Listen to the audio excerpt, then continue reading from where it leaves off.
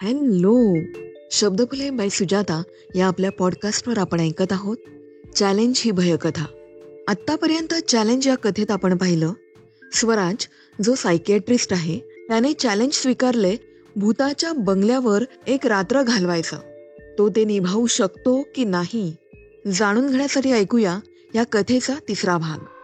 लेखन अमोल परब, आवाज सुजाता.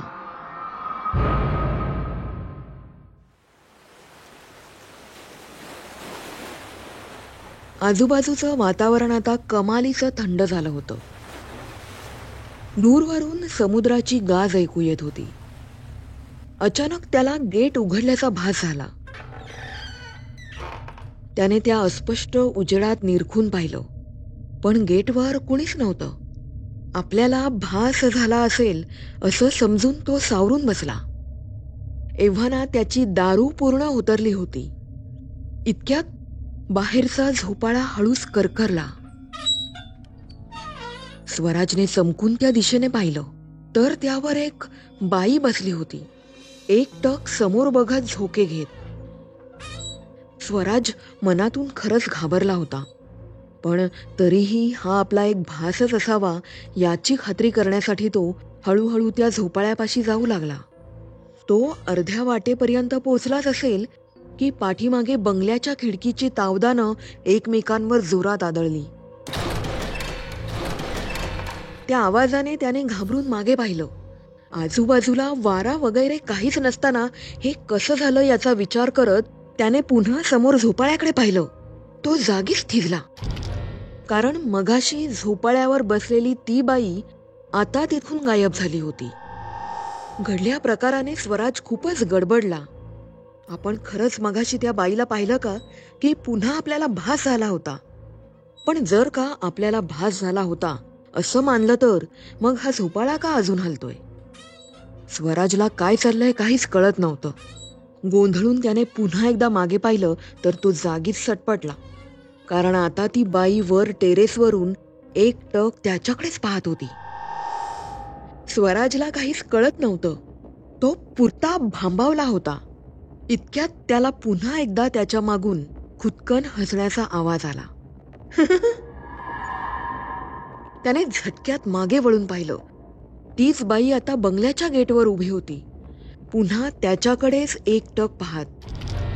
त्याने टेरेसवर पाहिलं तर आता तिथे कोणीच नव्हतं. त्याला काय चाललंय काहीच कळत नव्हतं.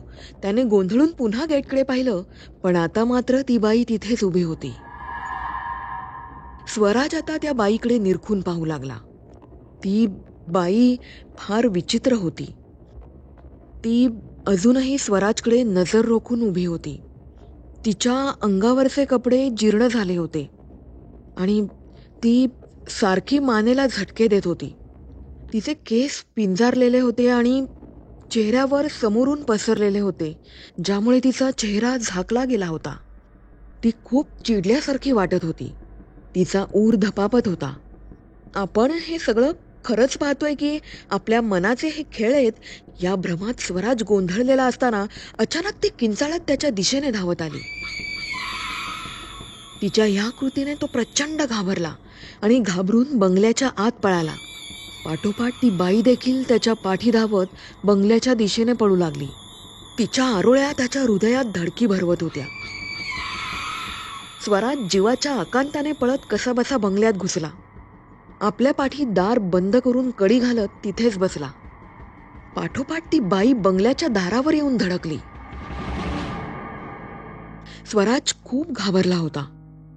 दाराबाहेरून गुरगुरण्याचा आवाज येत होता. ती बाई जी कोणी होती ती आता दारावर सतत धडका मारत होती. स्वराज पुरता जोर लावून तो दरवाजा थोपवून ठेवत होता. त्याची आत्तापर्यंतची सगळी तार्किक बुद्धिमत्ता या आत्यंतिक भीतीला कधीचीच शरण गेली होती. थोड्या वेळाने त्या धडका आणि त्या गुरगुरण्याचे आवाज हळूहळू शांत झाले. तोही आता थोडा सावरला. त्याने दाराला कान लावत हळूच बाहेरचा कानोसा घ्यायचा प्रयत्न केला.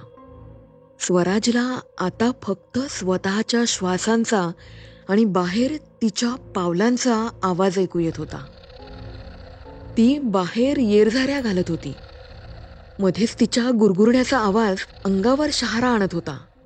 थोड्या वेळाने ते आवाज देखील थांबले. आता आसमंतात कमालीची शांतता साचली होती. स्वराजने गडबडून घड्याळात पाहिलं. 1:15 वाजला होता. हे जे काय बाहेर फिरत होतं त्याच्या सोबत त्याला अजून 5 तास काढायचे होते. तो या विचारानेच घामाने निथळला होता. हे सगळं खरंच घडतंय यावर त्याचा अजूनही विश्वास बसत नव्हता. पण आता हे त्यानं सगळं अनुभवलेलं असल्यानं त्याच्याकडे दुसरा कुठला पर्यायही नव्हता. इतक्यात त्याला जाणवलं की वरच्या खोलीतून कसले तरी आवाज येत होते. सामान इकडून तिकडे हलवल्याचे, एका कोपऱ्यातून दुसऱ्या कोपऱ्यात. कुणीतरी वरच्या खोलीत पूर्ण ताकदीनिशी दाणकन उडी मारली होती. पाठोपाठ एक मोठा हसण्याचा आवाज पूर्ण बंगल्यात घुमला. जसं की कोणाला तरी कसला तरी खूप आनंद झाला होता. काहीतरी सापडल्याचा, काहीतरी गवसल्याचा. स्वराजला ते विकृत हसणं अजिबात सहन होत नव्हतं. त्याने आपल्या कानावर हात ठेवले. तसं सगळं शांत झालं. स्वराजला आता खूप भीती वाटत होती. इतक्यात बाहेरून पुन्हा दारावर धडका सुरू झाल्या.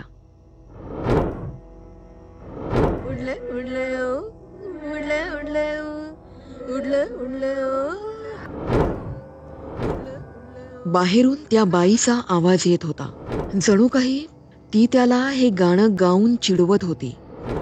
तो न राहून घाबरून जोरात ओरडला, स्टॉप इट. तसं अचानक एक जात सगळं शांत झालं. त्याने घाबरून सगळीकडे पाहिलं, पण कोणाचीच कसलीच चाहूल लागत नव्हती. त्याचा सगळा जीव त्याच्या कानात गोळा झाला होता. अचानक त्याला आतल्या पॅसेजमधून, जिथून तो जिना वरच्या मजल्यावर जात होता, तिथून कोणीतरी खाली उतरत असल्याची चाहूल लागली. तो प्रचंड घाबरला. अगदी पार दरवाजाला जाऊन टेकला. प्रत्येक पावलाच्या येणाऱ्या आवाजानिशी स्वराजच्या उरातली धडधड प्रचंड वाढली होती. भीतीने त्याचा श्वास उखडला होता. तो आता डोळे विस्फारून त्या अंधाऱ्या पॅसेजकडे पाहू लागला. त्या अंधारातून हसण्याचा आवाज येताच तो अंगभर शहारला. त्या काळोख्या पॅसेजमध्ये जे कोणी उतरत येत होतं ते स्वतःशीच खुदू खुदू हसत त्याच्या अस्तित्वाची जाणीव करून देत होतं. लपाछपीच्या खेळामध्ये करतात अगदी तसंच.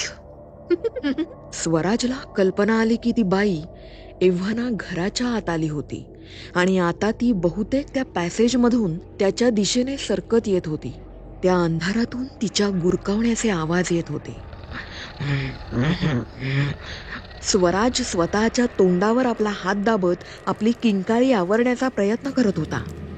काही क्षण असेच गेले असतील की त्याला ती बाई पॅसेजमध्ये आपल्या हातापायांवर चालत त्याच्याकडे पाहत त्याच्याच दिशेने येताना दिसली.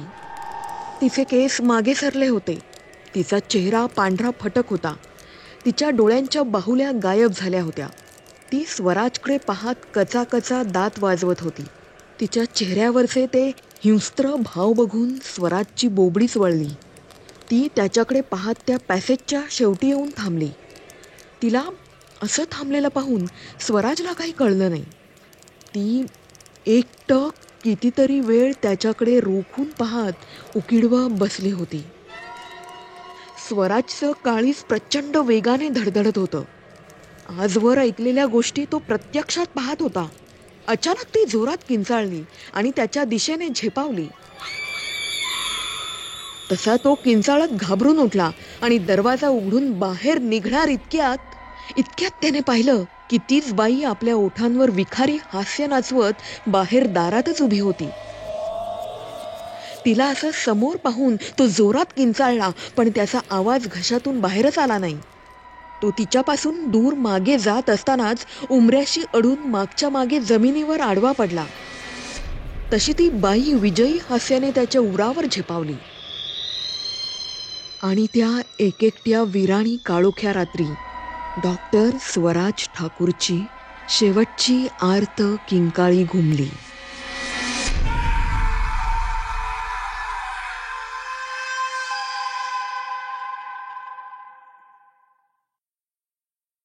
सकाळचे 4 वाजले होते. दिग्विजय बेडवर जागाच होता. अचानक बाजूच्या टेबलवर ठेवलेला त्याचा मोबाईल वाजला. त्याने गडबडून लगेचच तो फोन उचलला. पलीकडून, हॅलो, काम फत्ते झालंय. दिग्विजय, नक्की? खात्री आहे ना?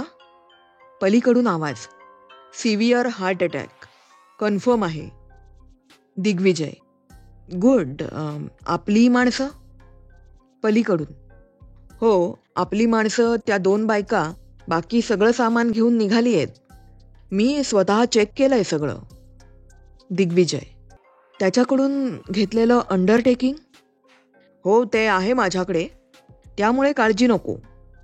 आता बाकीचे पैसे ट्रान्सफर करा आणि पुढचं सगळं तुम्ही सांभाळा. Okay, done. दिग्विजय. एवढं बोलून बोकीलने पलीकडून फोन ठेवून दिला आणि दिग्विजयने सुटकेचा निश्वास सोडला. एव्हाना बाजूला झोपलेली समायरा देखील उठून बसली होती. दिग्विजय तिच्याकडे बघून सूचक हसला. तुला म्हटलेलं ना की फक्त 6 महिने थांब. आपण एकत्र नक्की होणार. फक्त तू मी जसं सांगितलंय तसं वागायचं अजून काही दिवस. दिग्विजय हलकेच हसत तिला म्हणाला. हो. समायराने होकारार्थी मान हलवली. पण तू हे सगळं जमवलंस कसं? आता तरी सांग. समायराने दिग्विजयला विचारलं. सिंपल. इच्छा तिथे मार्ग. म्हणजे? अगं, स्वराजचा आततायी स्वभाव मला पहिल्यापासून माहीत होता. सायकियाट्रिस्ट असूनही स्वतःच्या स्वभावावर विजय नाही मिळवू शकला तो. नशिबाने भरपूर काही देऊन ठेवलेलं त्याला. बुद्धिमत्ता, प्रसिद्धी, पैसा. नेहमीच तो एका उन्मादात असायचा. त्याचाच फायदा मी उचलला. बोकील यांचा तो बंगला मी मागेच हेरून ठेवला होता आणि सतत 6 महिने रेकी करून हा प्लॅन बनवला. हल्लीच एका शूटिंगच्या दरम्यान स्वराजला संपवण्याचा प्रसंग सेम स्क्रीनप्ले लिहून रंगीत तालीम करून घेतला. सगळं मनासारखं झालंय याची खात्री पटल्यावर त्या बंगल्याच्या मालकाला म्हणजे बोकील यांना गाठून त्याला आपल्या प्लॅनमध्ये सामील करून घेतलं आणि काल रात्री आपला प्लॅन सक्सेस झाला. आता फक्त अजून थोडे दिवस. डॉक्टर स्वराज ठाकूरच्या अमाप संपत्तीची तू एकमेव वारस आणि अनुषंगाने मी सुद्धा. हो ना? हो रे राजा, माझं सगळं तुझंच तर आहे. पण आपल्याला काही होणार नाही ना रे? म्हणजे तो बोकील कुठे काही बोलणार तर नाही ना? उत्तरादाखल समायराने दिग्विजयला काळजीने विचारलं. तसा समायराचा दिग्विजयवर पूर्ण विश्वास होता आणि त्याच विश्वासाच्या जोरावर तर तिने स्वराजशी लग्न केलं होतं. तसं स्वराजची अफाट संपत्ती हे देखील एक कारण होतंच म्हणा. ओह, नॉट ॲट ऑल. दिग्विजय हसत तिला म्हणाला. आपलं नशीब चांगलं आहे की तो बोकील झटक्यात तयार झाला. तसा त्याच्याकडे देखील काही पर्याय नव्हता. बिचारा कर्जात खूप गळ्यापर्यंत बुडला होता आणि त्याचा हा बंगला कुणीतरी भूताटकीची आवई उठवल्याने विकलाही जात नव्हता. छायला, आपल्या देशात एक बरं आहे, श्रद्धा आणि भीतीच्या नावाखाली काहीही करता येतं. म्हणून मग आपली ऑफर स्वीकारण्याखेरीज त्याच्याकडे दुसरा कुठलाच पर्याय नव्हता. आत्महत्या किंवा स्वराजचा खून यामधलं त्याने स्वराजला निवडलं आणि आपलं काम सोपं झालं. तसंही आपण आपल्या सेफ्टीसाठी स्वराजकडून अंडरटेकिंग लिहून घेतलंय आणि मी बोकिलांसोबतचं आपलं डील व्हिडिओ रेकॉर्ड करून घेतलंय. सो नॉट टू वरी. दिग्विजय हलकेच हसत तिला म्हणाला. आणि ती माणसं? अगं, 1760 माणसं मिळतात पैशाला आणि तशीही ही भूताटकीची केस आहे. तीही 4 चौघात जगजाहीर झालेली. थोडे दिवस नाटक चालणार. तसंही काल रात्री जे काही बंगल्यावर घडलंय ते स्वराज, आपण, बोकील आणि माझी टीम याखेरीज कोणालाच काही माहिती नाही. जर आपणच या गोष्टीवर पडदा टाकला तर पोलिसही यात पडणार नाहीत. फक्त तू स्वराजच्या आईला मॅनेज केलं आहेस ना? हो, माझ्या बाबतीत तर त्या खूप खुश आहेत. त्यांनी मागे पण मला बजावलं होतं स्वराजला सांभाळण्याविषयी. स्वराजचा हा निर्णय त्यांना काल पटला नव्हता. मी त्यांना आपण जसं ठरवलंय तसंच पुढे नेतेय. आईंबद्दल काळजी नको, ते मी सांभाळून घेईन. झालं तर मग. मग आता तरी खुश ना माझी राणी? उत्तरादाखल समायरा खुश होऊन दिग्विजयच्या गळ्यात पडली. Yes, absolutely. Love you darling. सकाळी सगळ्या न्यूज चॅनलवर एकच खबर धुमाकूळ घालत होती. उत्तनच्या भूतांच्या बंगल्यात लेखक आणि डॉक्टर स्वराज ठाकूरचा तीव्र हृदयविकाराने मृत्यू. डॉक्टरचा फाजील आत्मविश्वास नडला. इन्सेप्शन पुस्तक प्रकाशनाच्या वेळेची घटना सगळ्या सोशल मीडियावर चवीने चघळली गेली. स्वराजचे नातेवाईक, त्याचा मित्रपरिवार, त्याचे चाहते सगळेच दुःखात होते. वेगवेगळ्या स्तरावर या घटनेवर दोन्ही बाजूने मतप्रदर्शन होत होतं. काहींच्या मते त्या मूर्ख वकिलांनी सगळं माहिती असून स्वराजला तिथे जायला भाग पाडलं हे चूक होतं. तर बऱ्याच जणांच्या मते डॉक्टरचा फाजील आत्मविश्वास या प्रसंगी नडला होता. आपली जबाबदारी सोडून निव्वळ प्रसिद्धीसाठी अशा गोष्टींच्या फंदात का पडायचं त्याने, असाच सूर बऱ्याच ठिकाणी दिसत होता. पण काळाच्या ओघात या सगळ्या गोष्टी हळूहळू शांत झाल्या. समायराने स्वराज गेल्याचं दुःखाचं नाटक खूप चांगलं वठवलं होतं. स्वराजच्या आईने देखील मग समायराकडे पाहून, झालं ते झालं, आता विषय थांबवा आणि आम्हाला शांततेत राहू द्या, असं बोलून या विषयावर पडदा टाकला. काही सबळ पुरावे नसल्याने आणि स्वराजचं अंडरटेकिंग, सोबत या घटनेचे साक्षीदार, यांच्या जबान्यांपुढे कायदाही आळसावला. पोलिसांनी डॉक्टर स्वराज ठाकूर यांची आकस्मिक मृत्यू असा शेरा मारून फाईल क्लोज केली. त्यानंतर वर्षभरात स्वराजची आई एका अपघातात मरण पावल्यावर दिग्विजयने समायराशी लग्न केलं. वकील नंतर कुठे गेले हे कोणालाच कळलं नाही. इन्सेप्शन पुस्तकाच्या अजून 5 आवृत्त्या निघाल्या आणि उत्तनचा तो बंगला स्वराजच्या केसमुळे मुंबईच्या मोस्ट हॉन्टेड लिस्टमध्ये सगळ्यात वरच्या नंबरवर पोचला. असं म्हणतात की आजकाल त्या बंगल्यातून कुठल्या तरी पुरुषाच्या रात्री अपरात्री मोठमोठ्याने किंकाळ्या ऐकू येतात. काय बोलता? विश्वास नाही बसत? मग ठीक आहे, घ्या चॅलेंज. लेखन अमोल परब, सादरीकरण सुजाता. मित्रांनो, तुम्हाला जर माझ्या आवाजातील कथा आवडत असतील तर 3 गोष्टी आवर्जून करा. पहिली गोष्ट म्हणजे हे चॅनल सबस्क्राईब करा, जेणेकरून मला यापुढे दर्जेदार कथा तुमच्यासमोर आणता येतील. दुसरी गोष्ट म्हणजे तुम्हाला कोणत्या प्रकारच्या कथा आवडतात कमेंट करून जरूर कळवा, त्याप्रमाणे पुढचं प्लॅनिंग करता येईल. तिसरी गोष्ट म्हणजे कोणत्याही एका व्यक्तीला नक्की ही कथा शेअर करा, कारण एक कथा एका व्यक्तीच्या आयुष्यात नक्कीच एक बदल घडवून आणते. तर stay tune. Shabdphule bye Sujata. तुम्ही जर स्पॉटिफाय किंवा इतर कोणत्याही पॉडकास्ट ॲपवर ऐकत असाल तर तिथे मला नक्की फॉलो, सबस्क्राईब करा, स्टार रेटिंग देऊन मला प्रोत्साहन द्या, जेणेकरून यापुढे अनेक दर्जेदार कथा तुमच्यापुढे सादर करता येतील. तर आजच्या या कथेबरोबर मी सुजाता तुमचा तुर्तास निरोप घेते. पुन्हा भेटू एका नव्या कथेसह. Stay blessed, stay blessed. Thank you. धन्यवाद.